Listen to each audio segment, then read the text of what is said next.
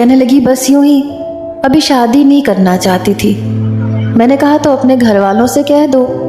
کہنے لگی ہمارے گھر میں ہماری نہیں چلتی، بس اذان بھائی کی چلتی ہے۔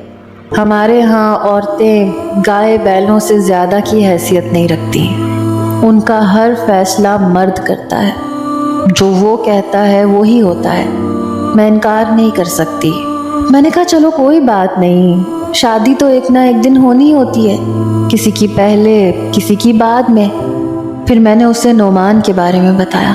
میں نے کہا کہ میرا بھی رشتہ طے ہو رہا ہے نعمان کے ساتھ، وہ بھی میرا کزن ہے، برادری کا ہے اور بہت اچھا بھی ہے، تمہارا شوہر بھی بہت اچھا ہوگا۔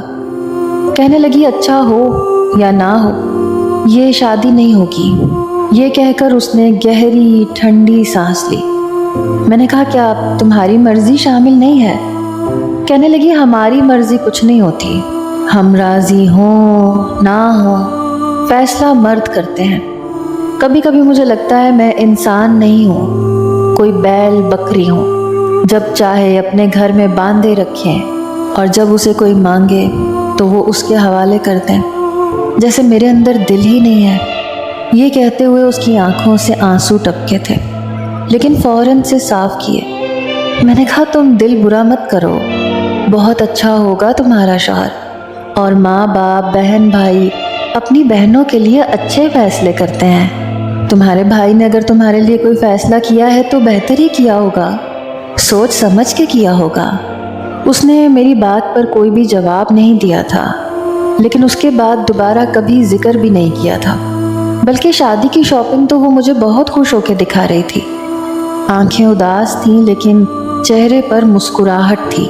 میں نے سوچا تھا کہ شادی ہوگی تو اس کے سارے خدشات دور ہو جائیں گے، لیکن یہ نہیں پتا تھا کہ وہ اتنا بڑا قدم اٹھائے گی۔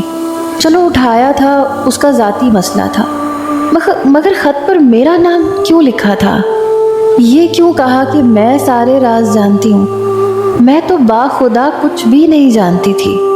میں اپنی قسمت کو رو رہی تھی جب کمرے کا دروازہ کھلا۔ وہ شخص بڑے غصے سے کمرے میں داخل ہوا۔ میں سمٹ کر بیڈ کے ساتھ لگ گئی۔ اس نے دروازہ بند کیا، بے تحاشا آنکھیں غصے سے سرخ انگارہ بنی ہوئی تھیں۔ وہ میرے پاس آ کر بیٹھ گیا۔ میں نے کہا دیکھو مجھے ہاتھ مت لگانا۔ کہنے لگا اگر تم چاہتی ہو کہ میں تمہیں کچھ نہ کہوں تو مجھے بتاؤ میری بہن کے بارے میں، کیونکہ تم سب کچھ جانتی ہو۔ میں سسکیوں سے رونے لگی۔